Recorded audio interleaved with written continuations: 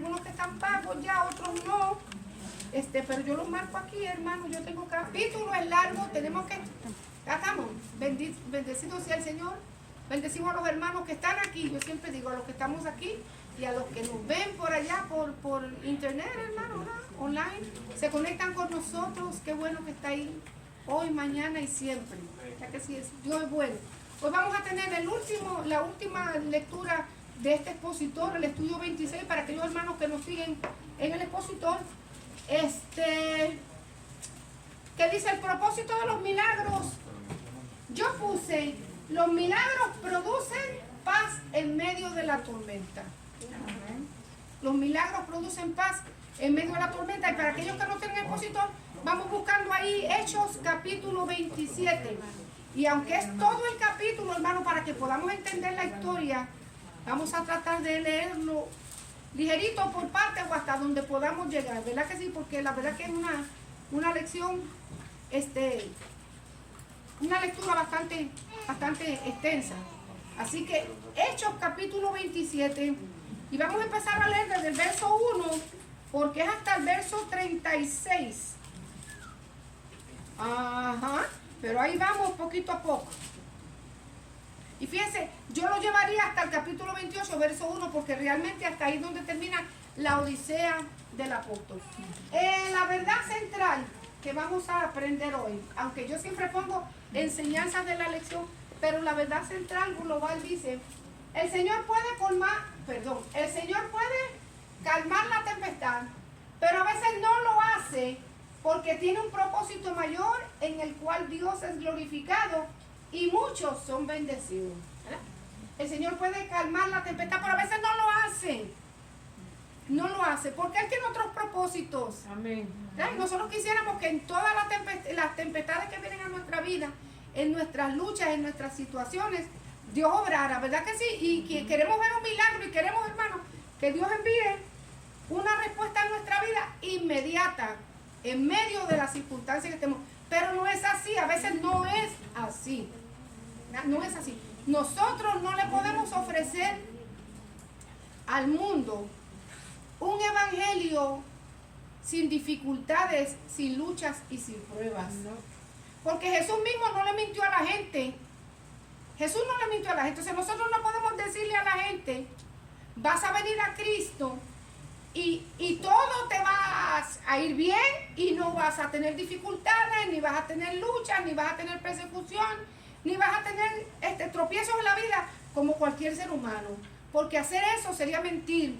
Amén. Cristo mismo le dijo a la gente, el que quiere venir en pos de mí, primero, niéguese a sí mismo. O sea que hay muchas cosas en nuestra vida, como seres humanos, que nosotros tenemos que negarnos, porque son una lucha, son una prueba, son una dificultad para nosotros, ¿verdad?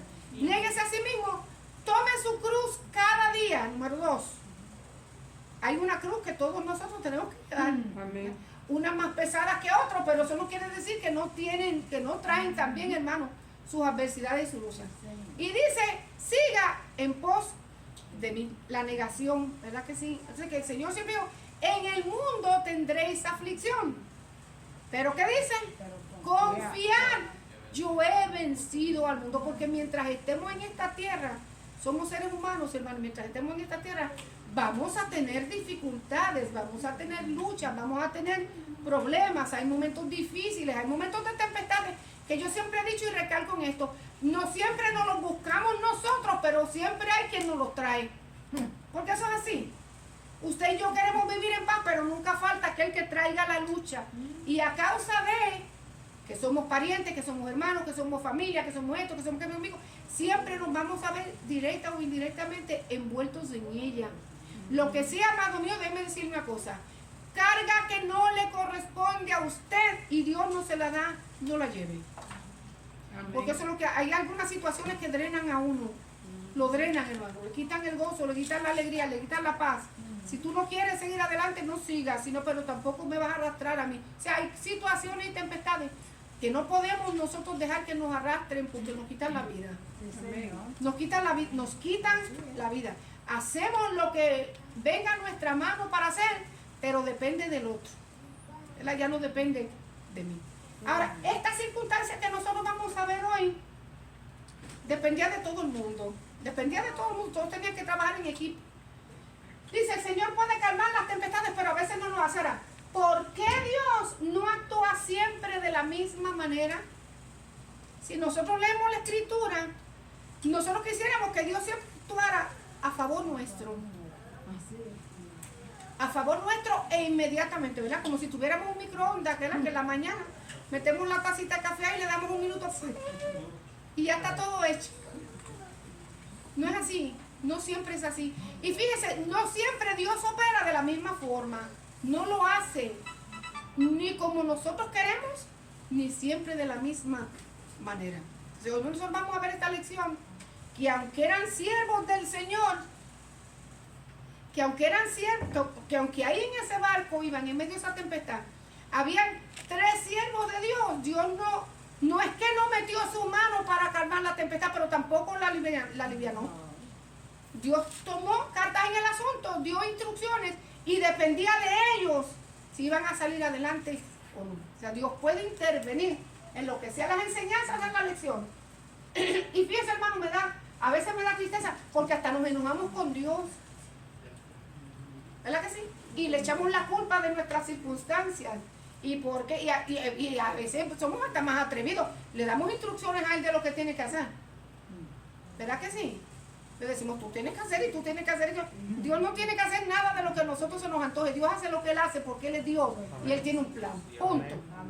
Que nosotros podemos decirle, Señor, yo me gustaría que tú hicieras. Eso es otra cosa, ¿verdad que sí? Pero sea hecha tu voluntad. Ni Jesús mismo le dijo al Señor que le dijo al Padre, sea hecha tu voluntad. Quita de mí esta cosa. Llegó un momento en que le dijo, quita de mí esta circunstancia. Pero después le dijo, pero que no sea mi voluntad sino la tuya. O sea, que el creyente tiene que descansar en la certeza de que Dios tiene un plan. Las enseñanzas de la lección, vamos con la primera. No importa las circunstancias que atravesemos, Dios siempre está en el control de ellas y hará lo que contribuye al cumplimiento de su plan eterno. No importa las circunstancias que atravesemos. No importa, aunque se oiga difícil, pero no importa las circunstancias ni las situaciones. Dios siempre está en el control de ellas. ¿Por qué? Porque Él tiene un plan. Y dentro de ese plan Dios lo va a cumplir. Nos guste o no nos guste, lo cueste lo que cueste, Dios lo va a cumplir. ¿Verdad que sí? Porque es el cumplimiento de su plan. Y no solamente lo va a cumplir, hará todo lo que contribuye para que ese plan se lleve a cabo. Porque a veces nosotros no vemos el plan de Dios contribuido porque hacemos, o sea, el plan de Dios cumplido porque hacemos nuestra voluntad y no la de Él. Y en vez de ayudar, lo que hacemos es que estorbamos la obra del Señor. Pero cuando nos sometemos a Él y caminamos conforme a su voluntad, el plan de Dios se cumple en nuestra vida. Empezamos con esto. Ya Pablo, había pasado años que Pablo ya estaba ministrando. ¿Se acuerdan del apóstol de Saulo? El apóstol Pablo, la misma persona. Hacía tiempo que ya le estaba ministrando y por causa de ministrar el evangelio se levantó mucha persecución en contra de él. De manera, hermano, que yo no puedo decir que no todos los discípulos, los apóstoles, pagaron un precio alto por el evangelio, porque todos ellos pagaron con su vida, menos el apóstol Juan que murió de viejo. Pero todos los demás pagaron un alto precio por ellos predicar el evangelio de Jesucristo. Pero entre ellos Pablo fue un hombre que en su propio cuerpo llevaba las marcas de lo que era la predicación del evangelio, porque lo apedrearon, lo apalearon, le pegaron, ¿verdad que sí? Lo atropellaron. Mire, hermano, cuántas cosas no le hicieron, lo azotaron, pasó hambre, pasó necesidad, pero eso nunca, entre todas las circunstancias, nunca lo llevó al pensamiento, yo voy a apartarme del evangelio y voy a dejar el ministerio que Dios me ha dado. Jamás. Él siempre siguió adelante, teniendo su mirada puesta en que en el blanco de la soberana vocación, en el Dios que a él lo había comisionado para predicar el evangelio. Pero eso no quiere decir que él no ejerció sus derechos como ciudadano romano, porque tantas acusaciones, tantas falsas acusaciones que se le hicieron a Pablo, muchas veces encarcelado, perseguido. Donde quiera que Pablo iba, se levantaba una persecución. Entonces los hermanos que hacían para protegerlo, lo sacaban y lo mandaban hacia otro lugar. Pero donde quiera que él iba, él cumplía la función que Dios le había dado, predicar el evangelio. Ahora, se había levantado una persecución alta, lo habían puesto preso, y él había apelado su caso al César, porque como ciudadano romano, él tenía todo el derecho del mundo de defenderse, porque él no había hecho nada malo. Él lo que estaba haciendo era que cumpliendo con la misión que Cristo Jesús le había dado. Entonces, en este encarcelamiento se produce el cuarto viaje misionero de Pablo. Lo llevaron a la prisión, lo presentaron ante el procurador y él apeló al César. Nadie aquí puede resolver mi problema. Muy bien, entonces yo apelo al César, porque esto que me están haciendo es algo injusto. Y yo tengo el derecho de ir a las cortes y exponer mi caso. Pero no era necesariamente para él exponer su caso. Ya Pablo sabía que Dios le había dado una encomienda de ir hasta César a predicarle el evangelio, el emperador César. O sea, cada quien Dios lo coloca en el lugar que es necesario estar. Pablo era un hombre estudiado, ¿verdad? Pablo era un hombre conocedor de las letras, conocedor, ¿verdad que sí?, del funcionamiento del gobierno romano. Y Dios lo escogió para llevarlo hasta las más altas esferas para predicar el evangelio. Quizás Pedro no podía llegar donde César, porque en el camino le cortaban la cabeza, con las actitudes de Pedro, que era tremendo. ¿Vio? Pedro no podía llegar porque lo mataban. Le cortaban la cabeza en el camino antes de llegar. ¿Verdad? Entonces, Dios nos coloca a nosotros en el lugar donde nosotros necesitamos estar de una forma estratégica.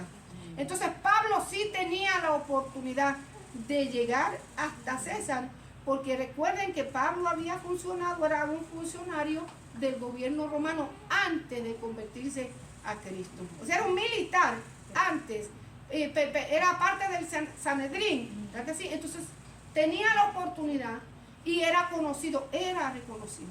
Entonces Pablo dijo: yo apelo a César y lléveme a Italia para que yo pueda exponer mi caso. En eso andaban cuando comienza la odisea del gran naufragio que ellos sufrieron, que al final de la historia los llevan a la isla de Malta, porque en la isla de Malta era necesario que Pablo también predicara el evangelio. Entonces, partiendo de ahí, vamos a comenzar a leer. Primero, no importa las circunstancias que atravesemos, Dios siempre está en el control de ellas y hará todo lo que contribuye al cumplimiento de su plan eterno. Ya le hablé de las circunstancias de Pablo. Cuando Pablo pide ir hasta Roma para ver a César, lo montan en un barco que va para Italia, no solamente él, sino en compañía de 275 personas más. Entre ellas van dos colaboradores de Pablo, va Lucas, el médico Lucas, el que escribió el Evangelio según San Lucas y escribió el libro de los Hechos. Lucas era médico, no era apóstol ni era discípulo de primera mano de Jesús. Lucas era discípulo de Pablo, no de Jesucristo, no andó con los 12 discípulos, ¿me explico? Pero sí era discípulo de los apóstoles y conocía a los demás apóstoles. Pero sí era historiador y era médico.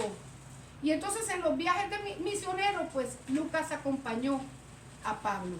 Y Aristarco, que se unió también, porque Pablo tenía un equipo de trabajo, tantos años ministrando y trabajando, se unieron a él colaboradores que siempre iban con Pablo a los distintos viajes misioneros. Entonces, estos tres seres se subieron al barco, o no se subieron, los llevaron, porque él apeló ir a Italia a ver a César, al emperador César. Y cuando se decidió que habíamos de navegar para Italia, este es Lucas haciendo el recuento. Lucas escribió el libro de los Hechos, así que Lucas habla en primera persona porque él es el que va escribiendo. Cuando se decidió que íbamos de navegar para Italia, entregaron a Pablo y a otros presos a un centurión llamado Julio de la compañía Augusta.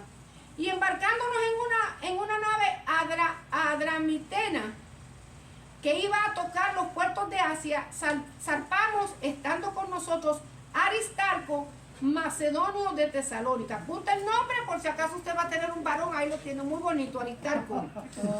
Entonces, Aristarco, sí, ahí. Al otro día llegamos a Sidón. Nombre raro, pero mire hermano, esos eran los nombres que acababan en aquel entonces.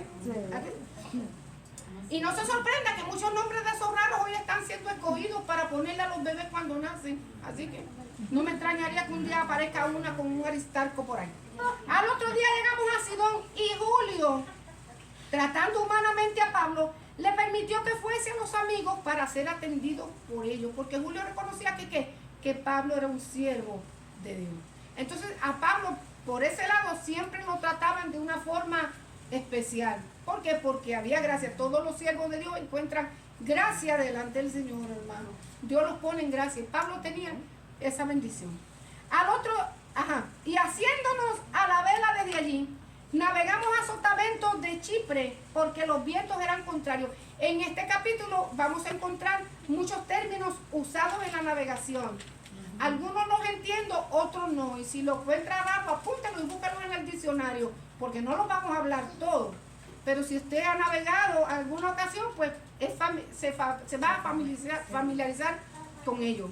Dice, haciéndonos a la vela desde allí, navegamos a Sotavento de Chipre, porque los vientos eran contrarios.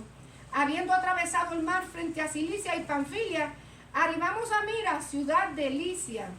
Y hallando allí el centurión, una nave alejandrina que zarpaba para Italia, nos embarcó en ella. Navegando muchos días despacio y llegando a duras penas frente a Agnindo, porque nos impedía el viento, navegamos a Sotavento de Creta frente a Salmón. Y costeándola con dificultad, llegamos a un lugar que se llama Buenos Puertos, cerca del cual estaba la ciudad de Lasea. Y habiendo pasado muchos días y siendo ya peligrosa la navegación, por haber pasado ya el ayuno, Pablo les amonestaba diciéndole, varones, veo que la navegación va a ser con perjuicio y mucha pérdida, no solo del cargamento y de la nave, sino también de nuestras personas. Pero el centurión daba más crédito al piloto y al patrón de la nave que a lo que Pablo decía. Y siendo incómodo el puerto para invernar, la mayoría acordó zarpar también allí, por si pudiesen arribar a Fenice, puerto de Creta, que mira al nordeste y surdeste, e invernar allí. ¿Qué pasó? Que cuando Pablo iba de camino, cuando él habla del tiempo de ayuno, había sido el tiempo que se presentaban las ofrendas. Acuérdense que Pablo era judío y había un tiempo de sacrificio que se guardaba en ayuno para Dios en ese tiempo. Entonces ya estábamos como hablando como de septiembre, octubre, cuando empezaba la época ciclónica, cuando empezaban a levantarse los huracanes, como aquí, ¿verdad? Que si el tiempo ciclónico aquí empieza cuando, aquí en Estados Unidos, como en junio, ¿verdad? Y lo adelantaron como en junio y dura hasta noviembre o hasta diciembre, ¿verdad? Que se pueden levantar ciclones, que se pueden levantar huracanes. Ya Pablo miraba que el tiempo estaba difícil porque venía invierno y que se iban a levantar tempestades en el camino. No convenía que ellos zarparan y salieran en esa nave hasta Italia. ¿Qué pasó? Que nadie le hizo caso. Él dio su aportación, él trajo el consejo, pero ya ahorita vamos a ver por qué Pablo trajo el consejo, no porque Pablo no le daba la gana. Pablo estaba interesado en llegar a Italia, porque a él le convenía, primero para su defensa, segundo para predicar el evangelio, porque Dios se lo había encomendado que llegara hasta allí. Pero en ese tiempo no lo estimó conveniente. Hay situaciones, hermano, en que nosotros tenemos que ser sabios. ¿Qué me conviene? ¿Qué no me conviene? ¿Qué puedo hacer y qué no puedo hacer? Porque todos nosotros hemos tenido experiencias en un momento de la vida en que nos ha hecho lo que se nos ha pegado la gana y hemos visto que las cosas nos salen mal. ¿Verdad que sí? Hemos hecho conforme a nuestro criterio y nos hemos dado cuenta que estuvimos equivocados, pero nos damos cuenta que estamos equivocados cuando las cosas nos van pésimas y nos van mal. De creyentes nosotros debemos siempre que confiar en la mano del Señor. Yo soy creyentes, hermano, de que nosotros para tomar un paso importante debemos orar al Señor.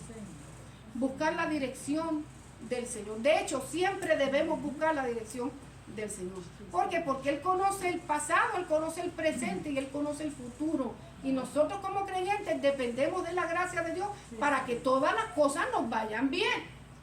¿Verdad? Y a veces cometemos el error de hacer las cosas mal y después buscamos la dirección del Señor, cuando es todo lo contrario. Busquemos la dirección de Dios primero y después obremos y hagamos lo que Dios nos dirige para que todas las cosas nos vayan bien. Pablo decía, no conviene salir de viaje, pero ¿qué pasaba con el centurión? Sí que nos vamos. Y sí que nos vamos, y no importa, y nos vamos, y se está cayendo la casa, y nos vamos, y se parte el barco, y no importa, y nos vamos, y el piloto también es otro loco, y digo, vámonos. ¿Ah que sí? Vámonos, hermano. Entonces Pablo le dijo, bueno, si ustedes le dan más crédito al piloto y al patrón de la nave que a lo que Pablo decía, aunque sea incómodo para navegar, vámonos. Y todo el mundo zarpó al viaje. ¿Qué sucedió? Fíjense, hermano, ¿por qué Dios no actúa siempre de la misma manera? Dice la Escritura que cuando iban de camino se desató el huracán, se desató la tormenta. Y Dios no obró para calmar la tempestad. Dios no obró. Si nosotros miramos en Lucas capítulo, usted lo va a apuntar y lo va a mirar en su casa porque tal vez no tenemos tiempo. Lucas capítulo 8 del 22 al 25. Nosotros podemos ver que Jesús estaba con sus discípulos en una embarcación en el mar de Galilea, ¿se acuerdan? Y Jesús, que estaba cansado de ministrar y estaba, era humano y se cansó, se fue a dormir mientras los discípulos se quedaron en el barco. ¿Qué pasó? Que se levantó una grande tempestad y todos ellos estaban volviendo locos del miedo, del pavor y del temor. Porque una cosa es nosotros tener los pies puestecitos en tierra y otra cosa, hermano, que nosotros vayamos a un barco, se desate la tempestad, o que vayamos en un avión y nos digan, ¿cómo es este? Amárrense bien los cinturones, todo el mundo quieto, que vamos a pasar por una turbulencia. Y mire, y cuando usted viene a ver aquel avión, nunca ha estado en un avión donde hay una turbulencia que se mueve bien sabroso. Yo he estado. Santísimo Dios, se le va la... ¿Y de ahí para dónde? ¿De ahí para dónde, hermano? Abrazar a sus hijos. No, ¿para dónde? Si usted nunca ha estado en un... Porque mire, yo nunca he estado en un barco donde hay una turbulencia de esa magnitud. Tal vez en el barco hemos sentido los waving así, que se mueve un poquito y todo eso. Pero en un avión sí he estado, hermano. Sí he estado en un avión. Y en medio de una tempestad para el huracán George en Puerto Rico, y déjeme decirle que yo pasé ese huracán 2 veces, lo pasé en Puerto Rico y lo pasé en Miami, el mismo huracán. Y nosotros veníamos de camino porque fue el último vuelo antes de cerrar el aeropuerto. Y cuando veníamos de camino nos advirtieron que íbamos a pasar por turbulencia. Y todo el mundo venía puro relajo. Mire, hermano, cuando aquel avión empezó a sacudirse con violencia, usted tal vez si no ha estado no me entiende, pero aquel que ha estado en medio de una turbulencia, con violencia, mira, que yo di un bajón de una sola vez, hermano. De una sola vez. A mí el corazón lo escupí así, hermano. No le cayó mi corazón por ahí. Mire, hermano, se acabó el chiste, se acabó el relajo, se acabó la música, se acabó todo el mundo, mire, en comunión. Yo creo que ahí todo el mundo se convirtió a Cristo una sola vez. Lleva todo el mundo, hermano. Tranquilo. No hubo más risas, no hubo nada. Yo venía con un hermano en Cristo. Padecía del corazón. El hermano ya está en la presencia del Señor. Y yo le dije, no te preocupes, nos agarramos de la mano, ¿verdad? Le dije, no te preocupes, nosotros vamos a llegar en el nombre de Cristo. Y si no llegamos, de todas maneras vamos a llegar a nuestra casa, le dije. Nos agarramos de la manita así, empezamos a orar, pero yo lo miraba, hermano, los labiecitos los tenía, él padecía el corazón. De hecho, saliendo del avión, lo tuvieron que llevar al hospital. Se puso pálido, los labios morados, él sudaba, estaba blanco. Y yo no encontraba qué hacer, pero yo seguí orando, llévanos con bien, Padre, llévanos con bien, hasta que llegamos a Miami, para pasar otra vez el huracán allá. En Miami. O sea que las turbulencias, si usted ha pasado un momento difícil, no tiene que estar en un avión, no tiene que estar en un barco, pero yo estoy segura que usted ha pasado turbulencias en su vida, que han sido momentos difíciles, que los han movido, hermano, ¿verdad? Se le ha movido el piso y usted ha sentido, hermano, que la muerte va a estar cerca de usted. O sea, son momentos difíciles, hermano, ya sea ¿cómo es? La enfermedad de un ser querido, una situación difícil. Cuando usted tiene que ir a la corte a ver al juez, parece que le da el mal de la muerte también, hermano, porque no es tan fácil. ¿Ya? Todas esas cosas, díganme, hermano, ¿verdad? ¿Verdad que sí? O sea, que hay momentos difíciles. El pastor una vez también, ¿verdad? El pastor, cuando tú estabas navegando, pasó por una turbulencia y allá clamó al Señor y más nunca me subo un barco. ¿Verdad que sí, pastor? Yo creo que el Dios lo usó aquello para sacarlo de los barcos camaroneros, pero dice que subía al barco y caía, hermano, y parecía que se iban. Yo sé que son momentos difíciles, hermano. Estamos hablando de un momento de tempestad, de una situación difícil, donde nosotros vemos, hermano, como que nos vamos a morir en medio de ella. Pero no importa, miren, las circunstancias que atravesemos, aunque sea fácil decirlo, pero difícil hacerlo. Dios siempre está en el control de ella. Los discípulos estaban en medio de esa tempestad y fueron a levantar a Jesús. ¿Que Jesús estaba dónde? Plácidamente durmiendo. Y lo fueron a buscar. Allá andaban los discípulos como gallinas sin cabeza. ¿Verdad que sí? Lo fueron a... ¡Levántate! Nos vamos a morir y tú durmiendo. Tú durmiendo, nos vamos a morir. No mira la tempestad. O sea, difícil, hermano, difícil. Y el Señor se levantó y ¿qué fue lo que hizo? Calmó la tempestad. Calmó la tempestad. ¿Verdad que sí? Calmó la tempestad. Reprendió los vientos, le habló al mar, a las aguas, se calmó la tempestad. ¿Ve? Y todo dice que se hizo una gran bonanza. Pero después le dio un jalón de oreja a los discípulos. ¿Qué le dijo? Hombre de poca fe. ¿Verdad que sí? ¿Por qué? O sea, Dios, en ese momento, Dios intervino. El dueño de la naturaleza intervino y calmó los vientos. Pero aquí no. Pero aquí no intervino. Dice Pablo que dio el consejo, nadie le hizo caso y zarparon. Y cuando estaban ya en medio del mar, soplando una brisa del sur, verso 13, pareciéndole que ya tenían lo que deseaban, levaron anclas e iban costeando Creta. Pero no mucho después dio contra la nave un viento huracanado llamado Euroclidón. Y siendo arrebatada la nave y no pudieron poner proa al viento, nos abandonamos a él y nos dejamos llevar. Quiere decir que cuando llegó el huracán, y en aquel entonces no había ni caza huracanes, ni tal vez habían brújulas, o si las habían eran una cosa muy rudimentaria. No había nada que le avisara, viene un huracán, ponte a salvo. Ahora sí, ahora hay campanas, hay sirenas, hay, ¿verdad que sí?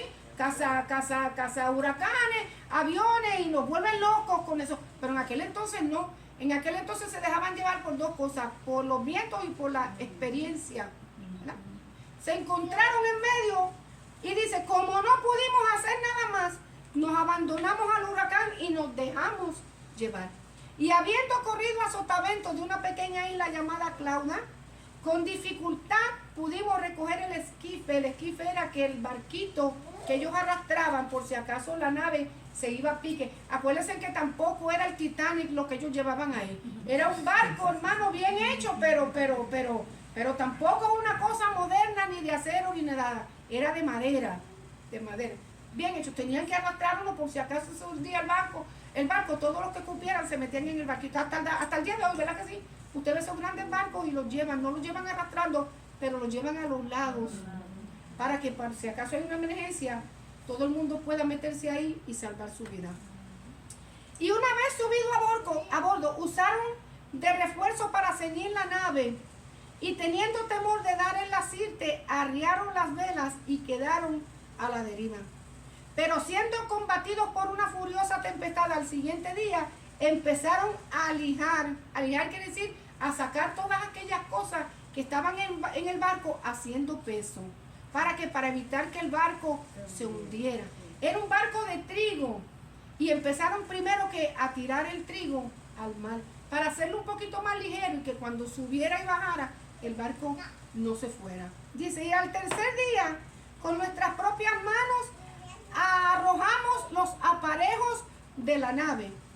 Y no apareció ni sol ni estrellas por muchos días, y acosados por una tempestad no pequeña, ya habíamos perdido toda esperanza de salvarnos.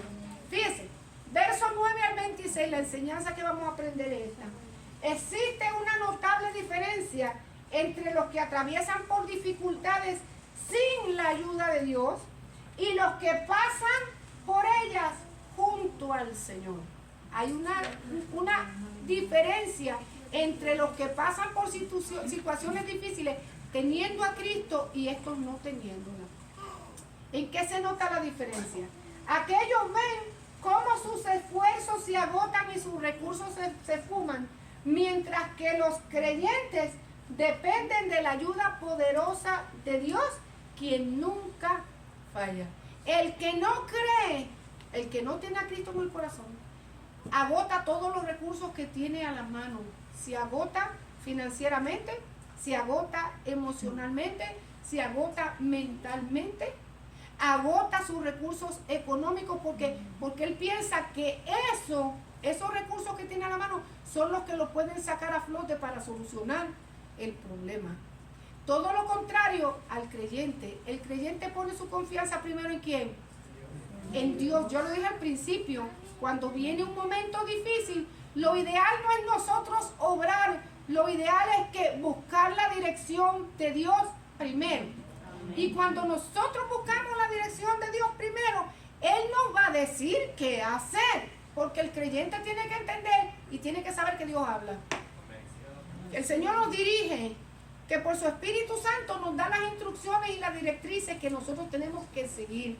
Cuando nosotros hacemos eso, mire, nos ahorramos esfuerzo, nos ahorramos recursos, nos ahorramos sufrimientos, nos ahorramos agotamiento. ¿Por qué? Porque cuando nos da Dios las instrucciones de Dios son perfectas. Y si Dios nos dirige, tenemos que tener la certeza de dos cosas: que las direcciones que Dios da, las directrices que Dios da son perfectas.